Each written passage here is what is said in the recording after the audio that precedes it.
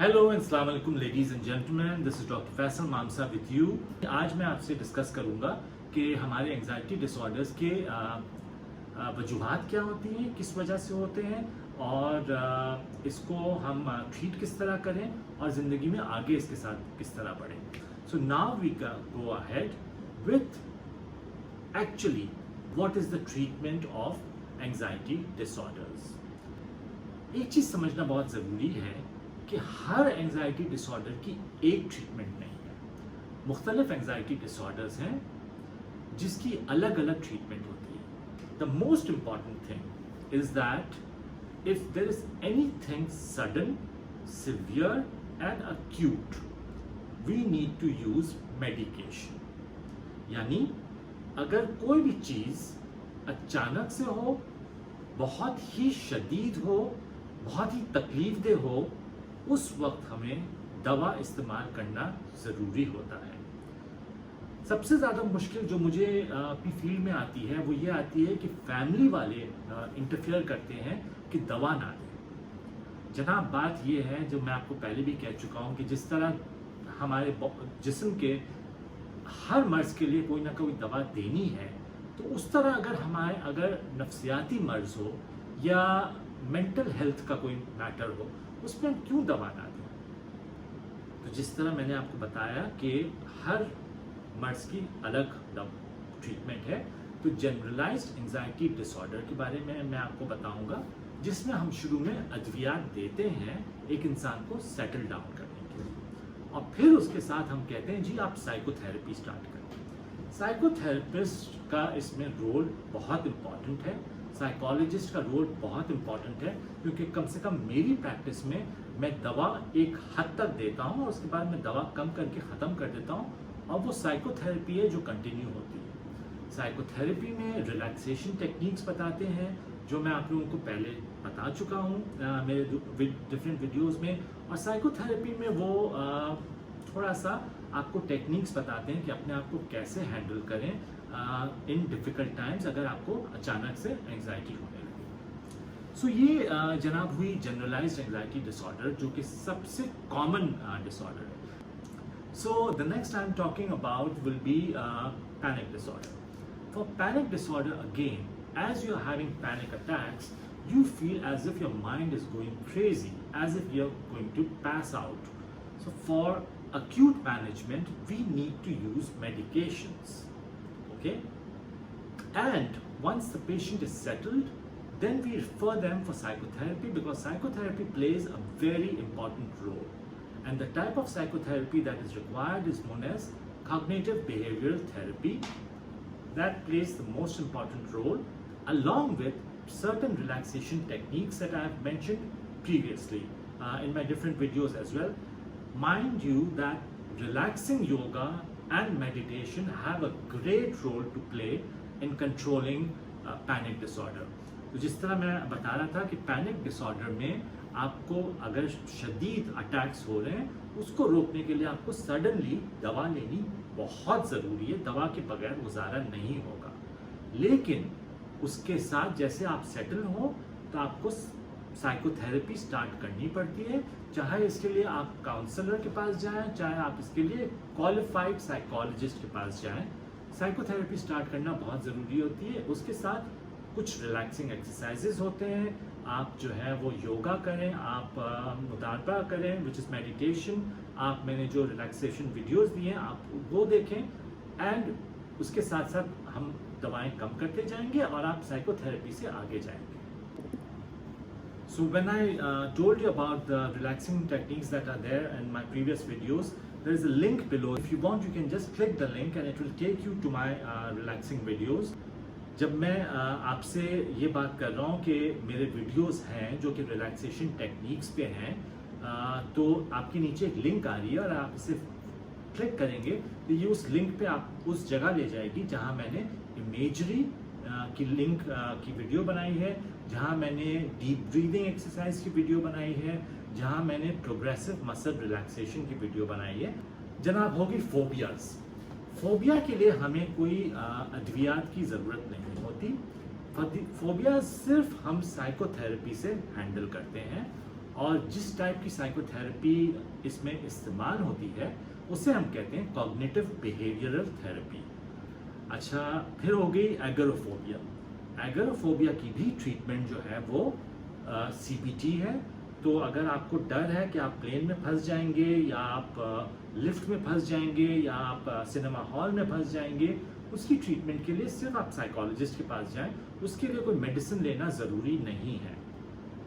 Substance induced anxiety, which is drug induced anxiety, well, you know you need to stop taking those drugs and you need to get medication for your anxiety that is caused by those drugs, and as you stop taking it and you take the right medication, it's going to go away.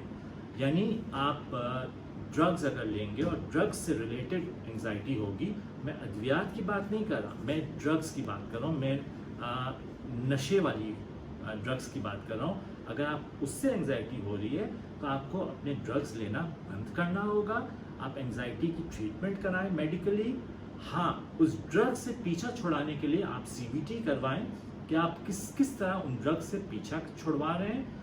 तो एक तरफ आपकी medication से आपकी anxiety ख़त्म हो जाएगी, दूसरी तरफ उन ड्रग्स को छोड़ने के लिए एडिक्शन साइकाइट्रिस्ट या एडिक्शन साइकोलॉजिस्ट स्पेशल होते हैं। Then there is medication induced anxiety, जो कि आप कोई दवा अगर खाएं तो दवा से आपको एंजाइटी हो जाती है, तो वो दवा आप बंद करेंगे, एंजाइटी खुद ही ख़त्म हो जाएगी। थोड़े बहुत ब्रीदिंग टेक्निक्स आप यूज़ करें, उससे बहुत आपको फ़ायदा पड़ेगा। That is I was talking about the medication induced anxiety, and when your anxiety is caused by a certain medication, then when you stop that medication, the anxiety is going to go away automatically. मैं ये कह रहा था कि अगर आपकी घबराहट और एंजाइटी बहुत बढ़ जाए किसी ड्रग्स की वजह से, तो आप छोटे टाइम के लिए कोई एंटी एंजाइटी दवा लें। यहाँ आपको मैं ये बताना चाहता हूँ कि जी ऐसी दवाइयाँ जो डॉक्टर्स और GPs आपको देते हैं कि जी सुकून की दवा है, जिनका जो एक मखसूस क्लास से बिलोंग करते हैं, जिसे हम कहते हैं बेंजोडाइजेपीन, और उसमें आते हैं जी ब्रोमाज़ेपैम, जो कि सबसे कॉमनली यूज़ हो रही है, जो लाल रंग के पत्ते में आती है। उसके बाद जो है आती है क्लोनाज़ेपैम, फिर आती है जी अल्प्राज़ोलैम, फिर आती है जी डायज़ेपैम, फिर आती है जी शॉर्ट एक्टिंग वंस, जिनका मैं नाम आपको बताना नहीं चाहूँगा। इन दवाओं से जो आपको GPs आपके देते हैं कि इससे आपको नींद आ जाएगी, इनसे दूर रहें, इससे याददाश्त जाती है और इनसे एडिक्शन हो जाती है। एंजाइटी की दवाएं ख़ास तौर पे अलग होती हैं, वो आप साइकाइट्रिस्ट ही आपको बताएंगे कि एंजाइटी की क्या दवा है, ये दवाएं नहीं हैं। So what I am trying to say is please stay away from a group of medications which are known as benzodiazepines. It causes memory loss. I've had innumerable patients who I have referred to rehab, or I've referred to addiction psychologists because they have gotten hooked on to these medications. So going to the treatment of anxiety caused by medical problems. So once the medical problem is solved, if your doctor wants, he can give you anti-anxiety medication for a short period of time and you'll be okay. Then anxiety related to psychiatric illness. Now, in psychiatry, there are different illnesses that are going on simultaneously. Like there could be major depressive disorder, there could be GAD, there could be phobia. So you have to understand that each illness has to be handled differently and your psychiatrist would know how to handle it. कह रहा हूँ कि अगर आपकी anxiety किसी नफ्सियाती मर्ज की वजह से हुई है तो आपको ये समझना होगा कि ये आपके इलनेस में आपको सिर्फ एक मर्ज नहीं है, आपको डिप्रेशन भी हो सकती है, उसके साथ आपको GAD भी हो सकता है, उसके साथ आपको फोबिया भी हो सकता है। ये आप अपने साइकाइट्रिस्ट पे छोड़ दें कि वो इनकी ट्रीटमेंट किस तरह करें। I need to tell you something which is very important, that if you have to go for psychotherapy, please follow what the therapist is teaching. यानी आप जब साइकोथेरेपी के लिए जाएंगे तो आपने फॉलो करना है वो चीज़ें जो आपके साइकोथेरेपिस्ट आपको कहते हैं। क्योंकि बात यह है कि आप अगर साइकोलॉजिस्ट के पास जाएंगे और उनकी ट्रीटमेंट को आप फॉलो नहीं करेंगे तो आप आपकी दवा तो अगर मुझ जैसा साइकाइट्रिस्ट हो तो मैं तो आपकी दवा कुछ अरसे के बाद ख़त्म कर दूँ।